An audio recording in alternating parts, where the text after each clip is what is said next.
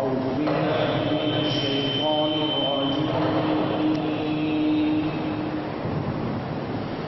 بسم الله الرحمن الرحيم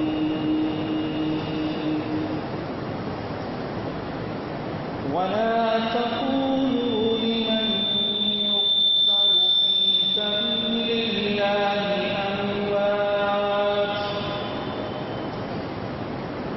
بل أحياء ولكن لا تشعرون ولنبلونكم بشيء من الخوف والجوع ونقص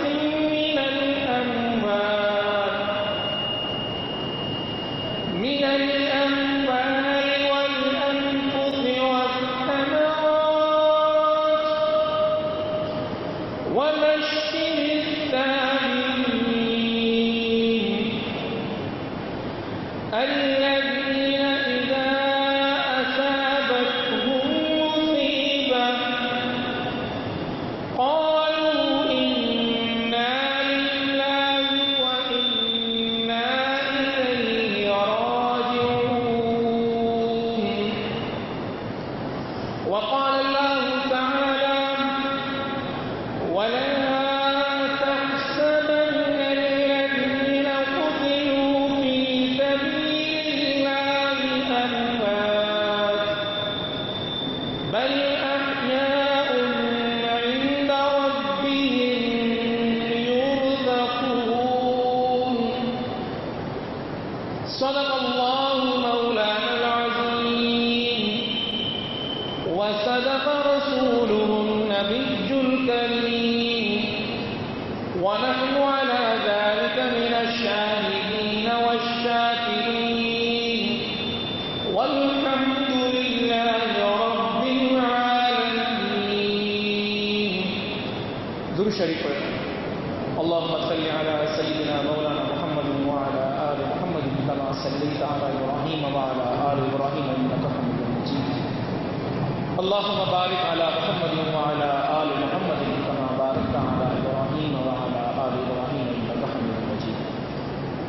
انتہائی قابل احترام بزرگوں اور نوجوان ساتھیوں، آپ کے سامنے قرآن پاک سے سورہ بقرہ کی اور سورہ آل عمران کی چند آیات تلاوت کی گئی. اللہ رب العالمین سے دعا کرتا ہوں کہ وہ مجھے سچ کہنے کی، ہم سب کو سمجھنے کی اور آخر میں ہم سب کو ان آیات مبارکہ پر عمل کرنے کی توفیق عطا فرمائے. منتظمین نے آج کا جو موضوع رکھا ہے وہ قرآن پاک کی ایک آیت ہے وَلَا تَقُولُوا لِمَنْ يُقْتَلُ فِي سَبِيلِ اللَّهِ أَمْوَاتٌ. اور یہ نہ کہو اور مت کہو جو لوگ مارے جاتے ہیں اللہ رب العالمین کی راہ کے اندر مرے ہیں. حقیقت یہ ہے کہ یہ لوگ زندہ ہیں لیکن تمہیں اس کا شعور نہیں.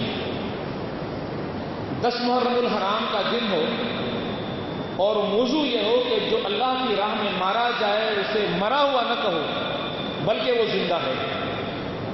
تو یہ بات سمجھ میں آ جاتی ہے کہ اس موضوع کو آج کے دن کی مناسبت سے رکھنے کا جو اصل سبب ہے وہ یہ ہے کہ جو آج کے اس مخصوص دن کے حوالے سے شہداء کی قربانیاں ہیں اس اسلام کو بچانے کے لیے ان کی قربانیوں کو قرآن پاک کی ان تعلیمات کی روشنی کے اندر دیکھا جائے. پھر وہ بات یہ ہمیں سمجھ میں آتی ہے کہ جو کسی شاعر نے کہی کہ قتل حسین اصل میں مرگ یزید ہے. قتل حسین اصل میں مرگ یزید ہے. اسلام زندہ ہوتا ہے ہر کربلا کے بعد. یہ حقیقت کھل کر سامنے آتی ہے کہ اسلام کو جس چیز نے زندہ کیا وہ شہداء کی یہ قربانیاں ہیں. اللہ رب العالمین کی ذات کے حوالے سے اپنے آپ کو پیش کر دینا، اپنی جان پیش کر دینا، اپنی جان قربان کر دینا. لیکن یہاں پر ایک حقیقت بھی ہے کہ جس کو سمجھنے کی ضرورت ہے. میں نے کافی تفاسیر کا بغور مطالعہ کیا اور گہرا مطالعہ کیا، لیکن واحد مفسر سید مودودی رحمۃ اللہ علیہ ہیں کہ جنہوں نے اپنی تفسیر تفہیم القرآن کے اندر اس مقصد پر اس بات پر روشنی ڈالی کہ اللہ رب العالمین نے کیوں منع کیا ہے کہ مرا ہوا نہ کہو. وَلَا تَقُولُوا لِمَنْ يُقْتَلُ فِي سَبِيلِ اللَّهِ أَمْوَاتٌ، اسے مرا ہوا نہ کہو. کیوں کہا ہے رب کائنات؟ آپ فرماتے ہیں کہ موت کا جو لفظ ہے یہ انسان کے لیے، انسان کے تصورات میں، اس کے ذہن پر ایک انتہائی ہمت شکن تصور ڈالتا ہے۔ ایک انسان گیا، لڑا اور مر گیا، کہتا ہے یہ اچھا اس نے تو اپنی جان ہی ضائع کر دی۔ عام طور پہ تصور یہ ہوتا ہے۔ تو یہ جو موت کا لفظ ہے ایک تصور کے ساتھ آتا ہے کہ مر گیا، ختم ہو گیا، تباہ ہو گیا۔ اس تصور کو انسان اپنے ذہن میں ڈالتا ہے اور ایک ایسا اثر ذہن پر آتا ہے کہ جس سے انسان کے حوصلے پست ہو جاتے ہیں اور ہمت انسان کی ختم ہو جاتی ہے۔ لہذا اللہ تبارک و تعالیٰ نے ان تمام لوگوں کے لیے کہ جو اللہ تبارک و تعالیٰ کی راہ کے اندر اپنی جان قربان کرتے ہیں، جن کو شہید فی سبیل اللہ کہا جاتا ہے، اللہ رب العالمین نے کہا کہ ان کو ہرگز ہرگز ہرگز آپ نے مرا ہوا نہیں کہنا، اور ان کے لیے رب کائنات نے ایک لفظ مخصوص کیا، اور وہ لفظ مخصوص کیا رب کائنات نے شہید کا۔ آج کل کے دور کے اندر یہ بڑی بحث چل پڑی کہ شہید تو ایک لفظ ہے اور کسی بھی مرے ہوئے کے لیے کہا جا سکتا ہے، خواہ وہ اسلام کے اوپر چلنے والا ہو یا خواہ وہ غیر مسلم ہو۔ اور پھر یہ جو لفظ ہے، اس لفظ کے اندر ایک اعزاز تھا، اس لفظ کے اندر ایک تکریم تھی۔ تو لوگوں نے یہ کہنا شروع کر دیا کہ ہر وہ بندہ کہ جو کسی اعزاز کے ساتھ مرے گا، کسی تکریم کے ساتھ مرے گا، اس شخص کے لیے یہ لفظ شہید کا استعمال کیا جا سکتا ہے۔ اور یہ بحث بھی چل پڑی کہ وہ جو قوموں کی تاریخوں کے اندر سپوت گزرے ہیں، ان سپوتوں کو بھی شہید کہا جائے۔ لیکن جب تاریخ کا مطالعہ کرتے ہیں تو یہ شہید کا لفظ بہت ہی کم جگہ پر اسلام کے علاوہ کسی نے استعمال کیا۔ لیکن یہ بدقسمتی ہم مسلمانوں ہی کی رہی کہ غیر مسلموں کے لیے بھی یہی شہید کا لفظ استعمال کرنے والے بھی مسلمان خود بن گئے۔ اور جی ایم سید نے اپنی ایک کتاب لکھی سندھ جا سورما، اور اس کے اندر ایک غیر مسلم کو بھی اس نے شہید کا درجہ دے دیا اور شہید کا اعزاز دے دیا۔ اور وہ غیر مسلم جو اس سرزمین سندھ کے اوپر اسلام کی راہوں کو روکنے کے لیے تلوار لے کر کھڑا ہو گیا تھا، مجاہدین کے سامنے کھڑا ہو گیا تھا، غازیوں کے سامنے کھڑا ہو گیا تھا، اور شہداء کے سامنے کھڑا ہو گیا تھا، اور 2 لاکھ کی فوج لے کر اس نے مقابلہ کیا۔ لیکن ان 12,000 نے اس کا مقابلہ کر کے اس کو تہہ تیز کر دیا اور یہاں سندھ کو باب الاسلام بنایا۔ تو بجائے اس کے کہ ان شہداء کو شہید کہا جاتا جو اس طاغوت سے لڑے تھے، جو اس کفر سے لڑے تھے، جو اس برہمن راج سے لڑے تھے، اس سندھ کے ایک سپوت نے کھڑے ہو کر یہ کہا کہ نہیں، محمد بن قاسم تو غاصب تھا اور لٹیرا تھا، اصل شہید جو ہے وہ راجہ ظاہر تھا، اور شہید اعظم کا درجہ دے دیا۔ آج 10 محرم کے دن کے اوپر، اور وہی سید خان وادے کا جو فرد ہے جی ایم سید، اور جس کی وجہ سے آج بھی سندھ کے لوگ سید ہونے کی وجہ سے اس کی عزت کرتے ہیں، اس کا احترام کرتے ہیں، اس وجہ سے نہیں کہ اس کے فلسفے کی وجہ سے اس کی عزت کرتے ہیں، خواہ کچھ بھی اس کا فلسفہ ہو۔ لوگ کہتے ہیں کہ بلاخر تھا تو وہ آل رسول سے، تو آل رسول تمہاری اگر نسبت تھی تو 10 محرم کے دن کے حوالے سے بتاؤ کہ آل رسول کے ساتھ کیا ہوا تھا۔ اور پھر یہ بتاؤ کہ یہ جو تم شہید اعظم راجہ ظاہر کو کہہ رہے ہو، یہ شہید اعظم راجہ ظاہر بنتا ہے یا امام حسین بنتا ہے؟ اور یہ کسی کی ہمت کس طرح ہو سکتی ہے اسلام کے ماننے والوں کی اس سرزمین کے اوپر؟ یا کسی کی یہ ہمت کس طرح ہو سکتی ہے مسلمانوں کی اس سرزمین کے اوپر؟ یا کسی کی ہمت کس طرح ہوتی ہے عاشقان رسول کے ہوتے ہوئے کہ رسول اکرم صلی اللہ علیہ وسلم کے نواسے کا جو درجہ تھا، جو مقام تھا، جو اعزاز تھا کہ آپ سب سے بڑے شہید تھے، اور شہادت کا یہ رتبہ اگر کسی کو اعزاز کے ساتھ ملا تھا، اللہ کے رسول صلی اللہ علیہ وسلم نے جس اعزاز کا اعلان کیا تھا تو وہ تو امیر حمزہ تھے۔ اور پھر یہ کہا جائے کہ نہیں، یہ درجہ ان کو نہیں ملا، نہ امیر حمزہ شہید اعظم ہے، نہ امام حسین شہید اعظم ہے، نہ کربلا کے شہداء شہید اعظم ہے، اور شہید اعظم اگر کوئی ہے تو پھر وہ اس نے راجہ ظاہر کو قرار دے دیا۔ تو سندھ کی یہ سرزمین ضرور ان سے سوال کرتی ہے کہ اتنی بڑی جسارت آپ کو کیسے ہوئی، اتنی بڑی ہمت آپ کو کیسے ہوئی؟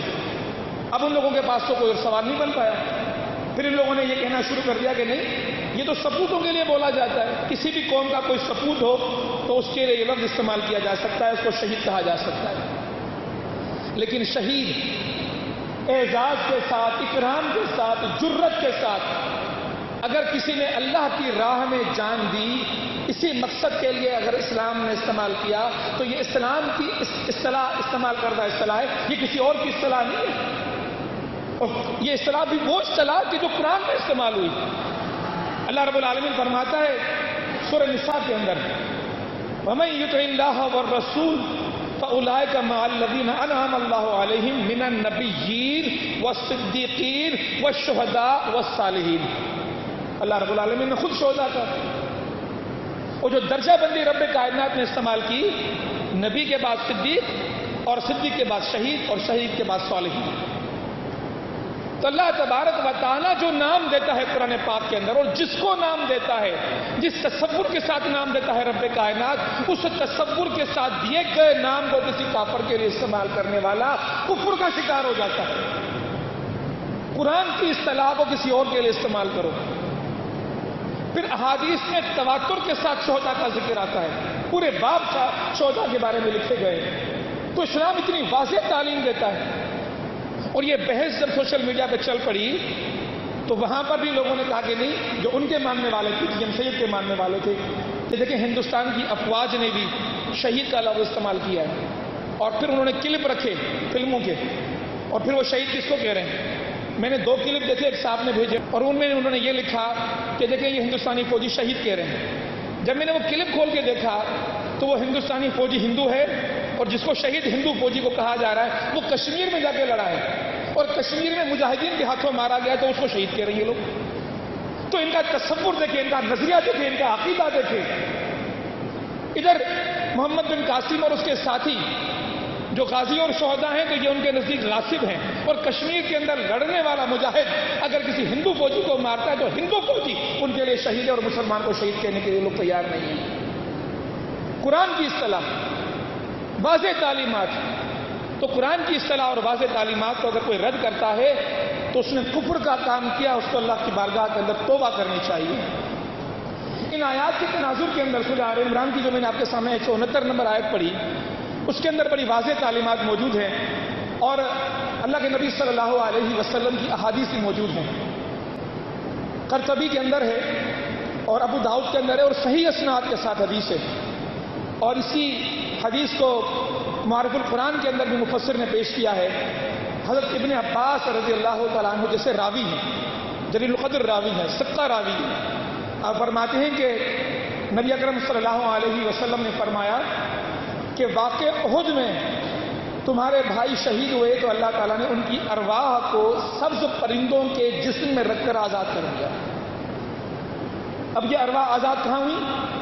یہ ارواح آزاد ہوئی جنت کے اندر، اور پھر فرمایا کہ وہ جنت کی نہروں اور باغاتوں کے پھل سے اپنا رزق حاصل کرتے ہیں۔ اللہ رب العالمین نے جنت کے اندر ان کو رزق دیا، اور پھر وہ ان قندیلوں کے اندر آ جاتے ہیں جو اللہ رب العالمین کے عرش کے نیچے قندیلیں لگی ہوئی ہیں، ان کے اندر ان کا مسکن رکھا گیا، اور وہ وہاں آ کر بیٹھ جاتی ہیں وہ ارواح۔ یہ زندگی جب ان شہداء کو ملی بڑے خوش ہوئے، بڑے مسرور ہوئے، اور چونکہ زندگی تھی تو احساس بھی تھا، اور احساس یہ تھا کہ ہمارے جانے کے بعد جو ہمارے متعلقین پیچھے رہ گئے، ہمارے چاہنے والے پیچھے رہ گئے، ہمارے عزیز و اقارب پیچھے رہ گئے، ہمارے رشتہ دار پیچھے رہ گئے، ہمارے دوست پیچھے رہ گئے، وہ تو ہمارے بارے میں غمگین ہیں، وہ سمجھ رہے ہیں کہ ہم چلے گئے، ہم مر گئے، ہم ختم ہو گئے۔ تو فرمایا کہ ہماری اس زندگی کا، اس مسرور زندگی کا، اس خوشنما زندگی کا اعلان یا رب کائنات اگر ان کے سامنے بھی ہو جائے، انہیں پتہ چل جائے کہ ہم کس زندگی کے اندر ہیں، کس سرور کے اندر ہیں، کس کیف کے اندر ہیں، تو ان کے دلوں کو بھی سکون ملے گا اور اطمینان ملے گا۔ تو اللہ کے رسول فرماتے ہیں کہ اللہ رب العالمین نے وعدہ کیا کہ یہ خبر میں تمہاری ان تک پہنچا دیتا ہوں، اور پھر قرآن پاک کی سورہ آل عمران کی آیت نمبر 169 نازل ہوئی، رب کائنات نے ان کا احوال پیش کر دیا۔ اسی طرح شان نزول کے حوالے سے ایک اور روایت بھی موجود ہے، اور وہ آیت ہے بحوالہ ابن کثیر، اور یہ اس وقت کی بات ہے کہ جب نبی اکرم صلی اللہ علیہ وسلم نے 40 یا 70 صحابہ کو بیر معونہ، ایک علاقہ تھا، کفار کا علاقہ تھا، مشرکین کا علاقہ تھا، ان تک دعوت دینے کے لیے، تبلیغ کے لیے، پیغام پہنچانے کے لیے رب کائنات کی طرف سے نبی اکرم صلی اللہ علیہ وسلم نے صحابہ کے وفد کو بھیجا۔ یہ وفد قریب جاتا ہے اس آبادی کے، اور قریب ہی ان کو ایک کار ملتی ہے، یہ سارے صحابہ وہاں جا کے بیٹھ جاتے ہیں، اور پھر آپس میں مشورہ کرتے ہیں کہ یہ جو مشن ہمیں دیا گیا ہے اللہ کے رسول کی طرف سے کہ دین کا پیغام پہنچانا، یہ کون پہنچائے؟ تو پھر ان میں سے ایک صحابی نے کھڑے ہو کر کہا کہ یہ کام، یہ فضیلت، یہ اعزاز میں حاصل کرنا چاہتا ہوں۔ صحابہ نے کہا کہ ٹھیک ہے آپ جائیں۔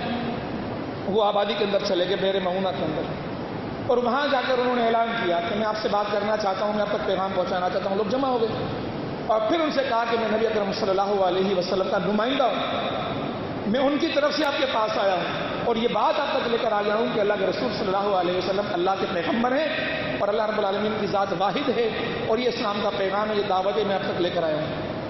اس پیغام کو سننے کے بعد سنتے ہی ایک شخص اپنے خیمے کے اندر گیا، تیر کمان لے کر آیا اور ایک تیر جو ہے ان صحابی کے جسم پہ مارا، اور جیسے ہی وہ تیر لگا پشتو و رب کعبہ کا نعرہ ان کے حلق سے بلند ہوا کہ رب کعبہ کی قسم میں کامیاب ہو گیا، اور وہ وہیں شہید ہو گئے. ان کفار کو اطمینان نہیں ہوا، انہوں نے کہا یہ کیسے یہاں تک پہنچے؟ ان کے قدموں کے نشانات کو تلاش کرو، اور قدموں کے نشانات کو تلاش کرتے ہوئے اس غار تک پہنچے اور جتنے بھی صحابہ موجود تھے ان سب کو شہید کر دیا. یہ بہت بڑا واقعہ تھا. اور رب کائنات کی بارگاہ کے اندر محمد مصطفیٰ صلی اللہ علیہ وسلم نے وہ جو دعائیں کی مسلسل، پھر وہ دعائیں ہوتی رہی ہیں، اور وہ جو سربراہ تھا وہ عامر بن طفیل تھا جس کی سربراہی کے اندر یہ بات ہوئی.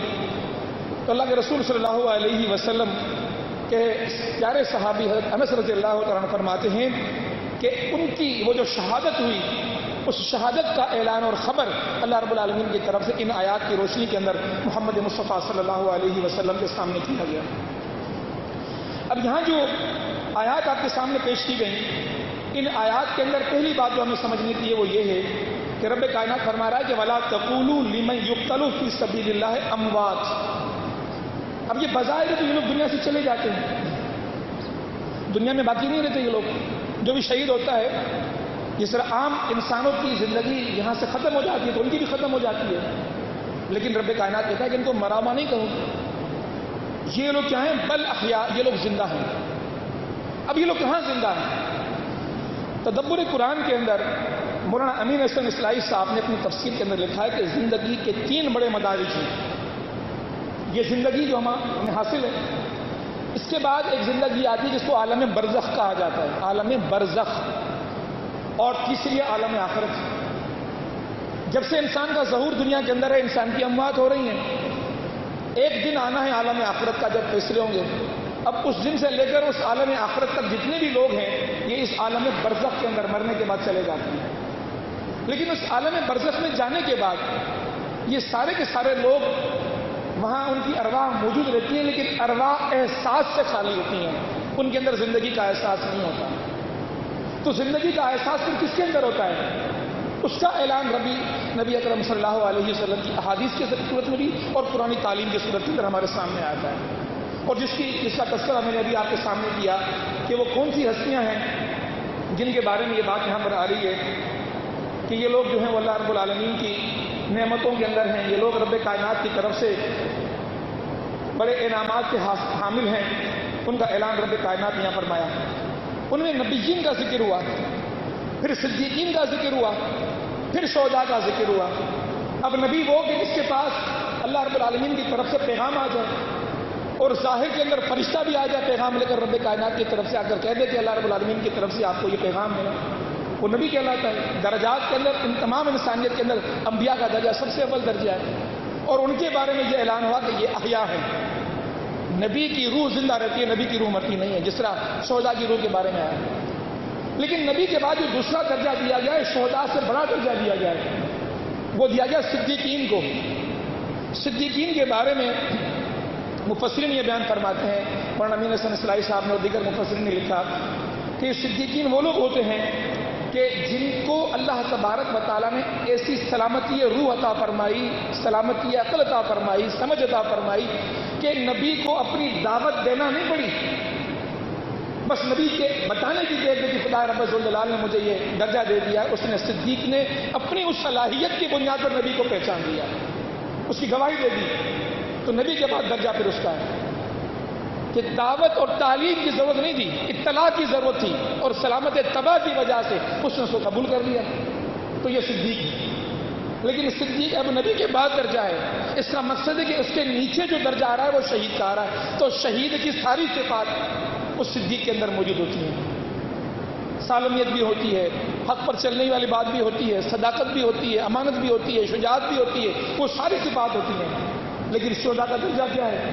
شہداء کا درجہ یہ کہ بل احیاء، وہ زندہ ہیں. یہاں ایک مفسر نے بڑی پیاری بات کہی، اور وہ بات یہ تھی کہ کیسا پیارا درجہ ہے، اگر اس کو سمجھ لیا جائے تو انسان حیران ہو جاتا ہے۔ سب سے پہلی بات یہ ہے کہ اللہ تبارک و تعالیٰ نے ان شہداء کو شہادت کا شرف دیا اور اعزاز دیا، یہ ہر ایک کو حاصل نہیں ہو پاتا۔ پھر اس کے بعد ایک ابدی زندگی دے دی، ابدی زندگی جو ہر ایک کو حاصل نہیں ہے، یا تو انبیاء کو حاصل ہے، اس کے بعد شہداء کو حاصل ہے۔ ابدی زندگی کیسے؟ دنیا سے جاتے ہی رب کائنات نے ان کی ارواح کو جنت کے اندر رکھ دیا، پرندوں میں ڈال دیا، سبز رنگ کے پرندے حدیث میں آتا ہے، ان کے اندر ڈال دیا، اور پھر وہ زندگی ان کو رزق دیا جا رہا ہے۔ وہ مفسر کہتے ہیں کہ جس کو رزق دیا جاتا ہے وہ زندہ ہوتا ہے، رزق باقیوں کے لیے نہیں کہا جا رہا۔ 4 درجے بیان ہوئے، نبی، صدیق، شہید اور صالحین۔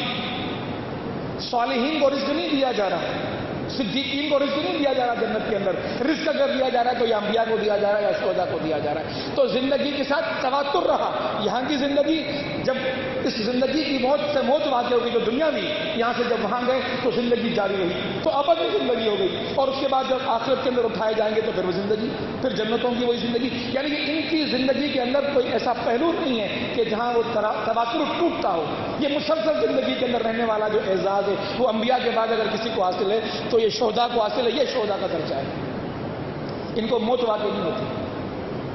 اب یہاں پر ایک سوال ہوتا ہے کہ اگر موت واقع نہیں ہوئی، اعزاز ملا، درجہ ملا، مسرور ہیں، خوش ہے کہ رب کائنات کی بارگاہ کے اندر اس درجے کو حاصل کرنے کے لیے صحابہ حسرتیں کیا کرتے تھے، اہل ایمان حسرتیں کیا کرتی تھیں، اور کسی کو یہ درجہ حاصل ہو جائے تو کیا دنیا میں اس کے لیے رونا چاہیے، دکھ کرنا چاہیے، اس میں تو فخر کرنا چاہیے کہ ہم تو ان شہداء کے وارث ہیں۔ تو 10 محرم الحرام کا جو پیغام ہمارے سامنے آتا ہے، ان شہداء پر فخر کرنے کا پیغام لے کر ہمارے پاس آتا ہے، اور یہ پیغام ہمارے پاس لے کر آتا ہے کہ وہ اللہ کی راہ میں اللہ کے دین کی خاطر اور مقصد زندگی کو سمجھ کر اس مقصد کو حاصل کرنے کے لیے انہوں نے اپنی جان اللہ کی بارگاہ کے اندر پیش کر دیا۔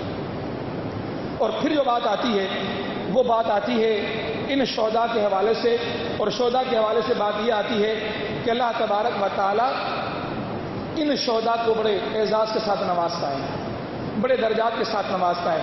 اسی لیے پہلے ہمیں لفظ شہید کی تحقیق کرنا چاہیے۔ ایک بڑی پیاری کتاب ہے قاموس القرآن، اس کے لکھنے والے ہیں قاضی زین العابدین۔ انہوں نے لفظ شہادت کی تشریح کی کہ شہادت کے معنی ہیں گواہی، شہادت کے معنی ہیں خبر، اور شہادت کے معنی ہیں قرار۔ اب تینوں الفاظ سے غور کر لیں۔ شہادت کے معنی گواہی، اب کس کی گواہی دے رہا ہے شہید؟ کہ زندگی میری نہیں، زندگی تیری ہے، میں نے تجھے مانا، تیری گواہی دے رہا ہوں کہ نفع اور نقصان کا مالک تو ہے، خالق تو ہے، مالک تو ہے، تیرے ہاتھ میں زندگی ہے، تیرے ہاتھ میں موت ہے، یہ گواہی دے رہا ہے۔ اور اس کے ساتھ ساتھ یہ خبر، اور اس کے بعد اس کا اظہار، اور اس کے بعد اقرار۔ پھر اس شہادت لفظ بنائے شہید، اور شہید لفظ کے معنی ہیں حق کی شہادت دینے والا۔ اب حق کی شہادت کی اگر بات آتی ہے تو یہاں مفسر کہتے ہیں کہ یہاں شہید کی معنی کے اندر بھی، یا اس کی وسعت کے اندر بھی بڑا فرق آ جاتا ہے۔ حق کی گواہی دینے والا ضروری نہیں کہ فی سبیل اللہ، اللہ کی راہ میں مارا بھی جائے، شہادت کے درجے کو پہنچ جائے، اس شہادت کو کہ جس میں زندگی اس زندگی سے اس زندگی میں چلی جاتی ہے۔ یہ بھی عین ممکن ہے کہ یہ حق کی شہادت والا حق کی شہادت دیتے ہوئے دنیا کی زندگی کے اندر موجود رہے۔ وہ تمام غازی جو اسلام کی راہوں کے اندر جدوجہد کرتے رہے، وہ تمام جدوجہد کرنے والے جو اسلامی تحریکوں سے وابستہ رہے، وہ بھی حق کی گواہی دیتے رہے۔ تو یہ لوگ بھی شہید ہیں، لیکن درجہ ان کا نیچے ہے۔ وہ جو اللہ کی راہ میں مارے گئے ان کو شہید نہ کہو، وہ تعریف تو ان کے لیے ہے کہ جو اس زندگی سے اس زندگی کی طرف چلے جاتے ہیں۔ لیکن یہ لوگ کہ جو اس دین کا کام کر رہے ہیں، اللہ کی راہوں میں نکلے ہوئے ہیں، طاغوت سے ٹکرائے ہوئے ہیں، کلمہ حق کو بلند کر رہے ہیں، حق کی شہادت دے رہے ہیں اللہ کی بارگاہ کے اندر، یہ لوگ بھی شہید ہیں۔ یہ بہت بڑا درجہ ہے جو قرآن پاک کی تعلیمات سے ملتا ہے، یہ بہت بڑا اعزاز ہے۔ اور پھر فرماتے ہیں کہ خاص طور پر یہ لفظ قاموس کے اندر لکھا ہوا ہے کہ یہ قاموس القرآن کے اندر کہ یہ شہید کا جو لفظ ہے یہ حق کی شہادت دینے والا، یا جس نے راہ خدا میں کافروں کا مقابلہ کرتے ہوئے اپنی جان دے دی، وہ شہید کہلائے گا۔ اور اسی حوالے سے وہ جو 4 درجات میں نے آپ کے سامنے پیش کیے، ان کو پیش کرنے کے بعد پھر مفسر یہ فرماتا ہے کہ امام راضی رضی اللہ رحمۃ اللہ علیہ فرماتے ہیں کہ شہید سے مراد راہ حق پر چلنے والا ہے. شہید سے مراد راہ حق پر چلنے والا ہے. الحمدللہ یہاں بیٹھے ہوئے جتنے بھی لوگ ہیں راہ حق پر چلنے والے ہیں. اور یہ امام راضی کوئی کم درجے کے مفسر نہیں ہیں، بہت بڑے مفسر ہیں جنہیں قرآن کی اور حدیث کی تعلیمات کو اس کی روح کے مطابق سمجھا. یہ جو شہداء کے درجات ہیں ان کا جو مقام ہے اس مقام کے لحاظ سے ایک درجے میں یہ لوگ بھی شہید کہلاتے ہیں. فرماتے ہیں کہ جو اللہ تعالیٰ کے دین کی حقانیت اور صداقت کی گواہی کبھی زبان سے دیتے ہیں، کبھی برہان سے، عقل سے اور دلیل سے دیتے ہیں. الحمدللہ یہ جتنا مجموعہ یہاں پر بیٹھا ہوا ہے یہ سارا مجموعہ اپنی زبان سے حق کی گواہی دے رہا ہے. زندگیاں کھپا دی لوگوں نے حق کی دعوت کے دیتے ہوئے. یہ شہید کی تعریف کی جا رہی ہے، امام راضی فرما رہے ہیں. پھر فرماتے ہیں کہ کبھی وقت پڑتا ہے تو یہ تلواریں ہاتھ میں اٹھا لیتے ہیں، شمشیر و سنا، اور اپنے دائرۂ عمل میں مرکز عدل سے ذرہ برابر بھی ادھر ادھر نہیں ہٹتے. کبھی بھی ان کے قدموں کے اندر تسلسل نہیں آتا، قدم ان کے لڑکھڑاتے نہیں ہیں، یہ استقامت کے ساتھ ان راہوں پر کھڑے رہتے ہیں. پھر قرآن پاک کی یہ آیت درج کرتے ہیں اس ثبوت کے لیے کہ وہ بھی شہید ہے کہ جو ان دعوتوں میں، ان تحریکوں میں اپنی زندگیاں لگائے ہوئے ہیں، وہ بھی شہید کہلائیں گے. اور پھر فرماتے ہیں کہ قرآن پاک جو ہے کہ شہید اللہ انہ لا الہ الا ہوا والملائکۃ واولو العلم قائما بالقسط. اس میں دیکھیں ملائکہ کا ذکر آیا اور اولو العلم کا ذکر آیا ہے کہ اللہ اور اس کے فرشتے اور اہل علم عدل پر قائم رہتے ہیں، گواہی دیتے ہیں کہ اللہ کے سوا کوئی معبود نہیں ہے. تو یہاں پر پھر وہ شہداء کی بات آئی کہ شہادت دیتے ہیں اور گواہی دیتے ہیں. اللہ کی راہ میں قتل ہونے والا کیوں شہید کہلاتا ہے؟ اس کی بات وضاحت کرتے فرماتے ہیں کہ اس کو اس لیے شہید کہا جاتا ہے کہ اس نے اپنی جان دے کر اللہ رب العالمین کے دین کی حقانیت اور اس کی شہادت کو پیش کیا. اور جو شخص دنیا میں یہ شہادت ادا کرے گا، جو شخص بھی دنیا میں اس شہادت کو ادا کرے گا وہ دنیا میں شہید کہلائے گا، آخرت میں بھی شہادت کسی مرتبے پر فائز ہوگا. پھر قرآن پاک کی آیت پیش کرتے ہیں لِتَكُونُوا شُهَدَاءَ عَلَى النَّاسِ، جنہوں نے یہ اللہ رب العالمین کے حکم پر کے اللہ رب العالمین کا پیغام انسانیت تک پہنچایا. یہ الحمدللہ ساری تحریکیں یہ اللہ رب العالمین کے اس پیغام کو انسانیت تک پہنچانے کا کام کر رہی ہیں. اسی لیے ان شہداء کا بڑا درجہ بیان فرمایا گیا ہے. علامہ عبدہ فرماتے ہیں شہداء وہ جماعت ہے جس میں شامل ہونے کا ہمیں اللہ تعالیٰ نے حکم دیا ہے. شہداء وہ جماعت ہیں جس میں شامل ہونے کے لیے اللہ نے ہمیں حکم دیا ہے. علامہ عبدہ فرما رہے ہیں. پہلے میں امام راضی کی بات کر رہا تھا، اب ایک دوسرے ریفرنس کو میں آپ کے سامنے لے کر آیا ہوں، دوسرے حوالے کو سامنے لے کر آیا ہوں. آپ فرماتے ہیں کہ کس طرح ہوتا ہے؟ فرماتے ہیں کہ رب کائنات کا حکم ہے کہ بھلے تکونوا شہداء علی الناس. یہ تکونوا شہداء علی الناس کہ جو شہادت دیتے ہیں انسانیت کے سامنے اللہ رب العالمین کے پیغام کی، تو یہ لوگ بھی شہید ہیں. لیکن فرماتے ہیں کہ شہداء کا درجہ صدیقین کے قریب قریب ہے. شہداء صدیقین سے زیادہ دور نہیں ہیں، صدیقین کے قریب قریب ہیں. پھر فرماتے ہیں کہ صدیقین میں بھی شہداء کے اوصاف موجود ہوتے ہیں. ایک اور ریفرنس یہ علامہ رشید فرماتے ہیں اپنی کتاب کے اندر کہ وہ شہادت جس کے ذریعے اہل حق اہل باطل پر حجت قائم کرتے ہیں. اہل حق اہل باطل پر حجت قائم کرتے ہیں. تو یہ سارے مظاہرے، یہ ساری ایجیٹیشن، یہ ساری تحریکیں جو چل رہی ہوتی ہیں اللہ کی زمین کے اوپر اللہ کے کلمے کو بلند کرنے کے لیے اور حق کا پیغام قائم کرنے کے لیے، یہ حجت قائم کرنے کے لیے ہوتی ہیں. فرماتے ہیں کہ یہ خواہ کسی بھی صورت میں ہو. اب دیکھیں اس کی تشریح فرمائیے. یہ اعمال کی صورت میں بھی ہو سکتی ہیں، یہ اخلاق سے بھی ہو سکتی ہیں. بہت سے لوگوں کے اخلاق جو دعوت دیتے ہیں. اور پھر فرماتے ہیں کہ یہ احوال سے بھی ہوتی ہیں.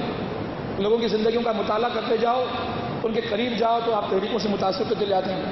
لہذا شہداء اپنی سیرت کی عمدگی کے بنا پر اہل باطل پر دنیا اور آخرت میں اللہ کی حجت کو پیش کرتے ہیں، تو یہ شہداء کہلاتے ہیں. اسی طرح بیان القرآن کی تفسیر جب اس کو دیکھا گیا، مولانا تھانوی صاحب کی تفسیر ہے. آپ فرماتے ہیں کہ ایسے مقتول جو اللہ کی راہ میں قتل کیے جائیں شہید کہلاتے ہیں، اور ان کی نسبت یہ کہنا کہ وہ مر گیا یہ صحیح اور جائز نہیں ہے. جو اللہ کی راہ میں مارا جائے اس کو مرا ہوا کہنا، اب قرآن کی تعلیم آ گئی، فرضیت کے درجے میں آ گئی، اب ایسے کسی بھی شخص کو مرا ہوا کہنا صحیح اور جائز نہیں ہے۔ ان کی موت کو دوسروں کی موت کے مماثل کہنا بھی، اس کی بھی ممانعت کی گئی ہے، نہیں کہا جا سکتا۔ لیکن یہ کہتے ہیں کہ یہ اگر مرے ہوئے نہیں ہیں تو پھر زندہ ہیں۔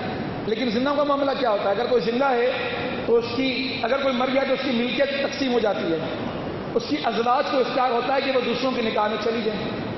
پھر یہاں ایک بڑا فرق سمجھایا انہوں نے، تھانوی صاحب نے، وہ سمجھاتے ہیں کہ یہ فرق ہے نبی میں اور پھر شہید کے اندر، کہ نبی اگر وصال کر جائے تو ملکیت تقسیم نہیں ہوتی۔ نبی اگر وصال کر جائے تو ازواج کو حکم نہیں کہ دوسرا نکاح کر رہے ہیں، اب وہ نکاح نہیں کر سکتے کسی سے۔ لیکن شہید اب یہاں سے عالم برزخ میں چلا گیا ہے، اعزازات کے اندر چلا گیا ہے، تو فرماتے ہیں کہ اب ان کے لیے یہ ہے کہ ان کی ملکیت بھی تقسیم ہو جائے گی اور ان کا جو ان کے ازواج ہے وہ بھی شادی کر سکتے ہیں۔ پھر فرماتے ہیں کہ یہ تمام ارواح عالم برزخ میں چلی جاتی ہیں، جو بھی انسان مرتا ہے، مسلمان مرے، کافر مرے، سارے عالم برزخ کے اندر ہیں۔ لیکن معاملہ مختلف کیوں ہے شہداء کا اور ان کا؟ فرماتے ہیں کہ ان کے اندر جو حیات کے آثار، زندگی کے آثار، وہ زیادہ پائے جاتے ہیں۔ پھر انہوں نے ایک مثال پیش کی اپنی تفسیر کے اندر، تھانوی صاحب نے، کہ دیکھیں پاؤں کو اٹھا لیں، یہ جو ایڑی ہوتی ہے یہاں جو ایک سخت حصہ ہوتا ہے، اس کو اگر آپ کھرچیں گے تو اس پہ احساس ذرا کم ہوتا ہے، محسوس ذرا کم ہوتا ہے، لیکن پاؤں کی انگلیوں کو ذرا زیادہ محسوس ہو جاتا ہے۔ تو کہا کہ اسی طرح ارواح تو سب کی وہاں ہوتی ہیں، لیکن احساس اللہ الکائنات نے شہداء کے اندر بڑھا کر پیش کر دیا اور ان کو رزق دے دیا۔ تو یہ ایک فرق ہوتا ہے جو عام شہداء کے اندر اور ان کے اندر ہے۔ میرے بات کے مقرر میرے سامنے موجود ہیں، تو میں اس موضوع پر کافی چیزیں میں ریفرنسز کے یہاں لایا تھا، لیکن میں اپنی بات ختم کروں گا۔ لیکن اگر ایک بات نہ کہی جائے تو ادھوری سی بات رہ جاتی ہے کہ ان شہداء کی فضیلت کیا ہے۔ فضیلت کے بارے میں مطالعہ اسلام نامی کتاب کو میں نے جب مطالعہ کیا تو اس میں ایک حدیث پیش کی گئی ہے کہ جنت میں جانے کے بعد کوئی شخص دنیا میں لوٹنا پسند نہیں کرے گا جب انسان جنت میں چلا جائے۔ اور شہداء کے بارے میں ہم سن گیا یہ جنت میں چلے جائیں گے، سبز پرندوں میں ان کی ارواح ڈال دی جائیں گی، جنت میں آزاد کر دیا جائے گا کہ نہروں کا پانی پیتے رہو اور جنت کی کھانوں کو کھاتے رہو، کھاتے رہیں گے، پیتے رہیں گے، اور خدا کا قرب حاصل ہوگا۔ عرش کے نیچے جو قندیلیں ان میں آگے بیٹھ جائیں گے، اس سے زیادہ قرب اور کیا ہو سکتا ہے؟ یہ درجہ ان کو رب کائنات نے عطا فرمایا۔ تو فرماتے ہیں کوئی بھی لوٹنا پسند نہیں کرے گا، لیکن شہید ایک ایسا اللہ رب العالمین کی بارگاہ میں پیدا کیا بندہ ہے کہ جس نے ایک ایسا سرور حاصل کیا کہ جو اسے جنت میں بھی نہیں ملتا، اور اس سرور کو حاصل کرنے کے لیے وہ رب کائنات کی بارگاہ میں التجا کرتا ہے، گزارش کرتا ہے، کہتا ہے کہ رب ذوالجلال وہ جو سرور شہادت کا رتبہ حاصل کرنے کے لیے وہ جو اللہ کی زمین پر جب مجھ پر وار کیا گیا تھا اور میری زندگی اور میری روح الگ ہو گئے تھے، میرا جسم اور میری روح، وہ سرور ایسا سرور ہے، اے رب ذوالجلال میں اس سرور کو حاصل کرنا چاہتا ہوں۔ میں چاہتا ہوں کہ تم مجھے 10 مرتبہ دنیا کے اندر بھیج اور 10 مرتبہ وہ سرور حاصل کر کے میں جنتوں کے اندر واپس لوٹوں۔ یہ حسرت ہے شہید کی، کتنا بڑا اس کا مقام ہے۔ اب سمجھ میں آتی ہے وہ بات جو احد کے پہاڑی کے پیچھے رات کے پہر کے اندر دو صحابہ آپس میں گفتگو کرتے ہوئے کہہ رہے ہوتے ہیں، کل میرا مقابلہ ہٹے کٹے مضبوط دشمن سے ہو، کافر سے ہو، وہ مجھ پر حملہ کرے میں اس پر حملہ کروں، وہ مجھے بچھاڑے میں اسے بچھاڑوں، وہ مجھ پر وار کرے میں اس پر وار کروں، اور پھر میں اس کو مار دوں اللہ کی راہ کے اندر، اللہ کی رضا کے لیے۔ صحابی آمین کہتے ہیں، دوسرے صحابی کی دعا سب کو یاد ہوگی، کل میرا مقابلہ ہٹے کٹے مضبوط کافر سے ہو، دشمن سے ہو، وہ مجھ پر حملہ کرے میں اس پر حملہ کروں، وہ مجھے بچھاڑے میں اسے بچھاڑوں، پھر وہ وار کر کے مجھے مارے، میرے جسم کا مسئلہ بنائے، میرے کان کاٹے، میرا ناک کاٹے، میری آنکھیں نکالے، میرے ہونٹ کاٹے، اور پھر اس حالت کے اندر میں جب اللہ کی بارگاہ میں کھڑا کیا جاؤں اور میرا رب مجھ سے پوچھے تیرا یہ حال کس نے کیا، تو میں کہتا ہوں کہ فی سبیل اللہ تیری راہ کے اندر رب ذوالجلال کفار سے لڑتے ہوئے میرا یہ حال ہوگا۔ یہ شہید کا منزل کی منزل کہ جس کے بارے میں حدیث کے اندر آتا ہے کہ خون کا قطرہ گرنے سے پہلے، زمین پر گرنے سے پہلے اس کی تمام گناہوں کی مغفرت ہو جاتی ہے۔ اور پھر ایک حدیث مجھے ذرا دیر سے سمجھ میں آئی، وہ یہ آئی کہ جنت میں جانے والوں میں سب سے جو پہلے ہوں گے وہ شہید ہوں گے۔ ہم مختلف احادیث کے اندر مختلف گروہوں کے بارے میں پڑھتے رہے، پھر بات سمجھ میں آئی کہ باقی لوگ تو جائیں گے، جب عالم آخرت کے اندر کھڑا کیا جائے گا، قیامت میں فیصلہ ہوگا، اعلان ہوگا کون جنت میں کون جہنم میں، ان کا تو فیصلہ ہونا ہی نہیں ہے، ان کے لیے تو میزان مقرر کی جانی نہیں ہے۔ درجہ تو دیکھیں، مقام تو سمجھیں، اعزاز تو سمجھیں. خون کا قطرہ زمین پر گرنے سے پہلے بغیر کسی حساب کے، بغیر کسی میزان کے اللہ تبارک و تعالیٰ سے بخشش کا بھی اعلان اور جنت کا بھی اعلان اور برزخی زندگی بھی جنتی زندگی بن گئی. تو یہ اعزاز کس کو ملتا ہے؟ اور جن کو یہ اعزاز مل جائے ان کے لیے ہم کہیں کہ نہیں، بڑا ظلم ہوا ان کے لیے، اور پھر ان کے پر ہم رونا پیٹنا شروع کر دیں، تو یہ قرآن تعلیمات کے بالکل خلاف بات جاتی ہے.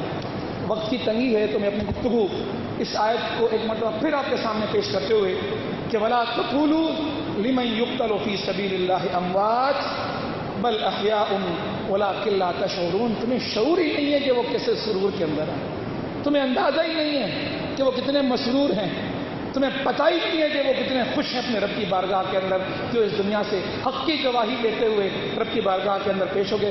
اللہ تعالیٰ سے دعا کرتے ہیں کہ اللہ تعالیٰ ہمیں حق کی شہادت دینے کی توفیق عطا فرمائے، ہمیں بھی شہداء کے درجے میں شامل ہونے کی توفیق عطا فرمائے، ہمیں بھی اپنی راہوں کے اندر اپنی جانوں کا نذرانہ پیش کرنے کی توفیق عطا فرمائے. اقول قولی ھذا استغفر اللہ لی ولکم ولسائر المسلمین فاستغفروہ انہ ھو الغفور الرحیم.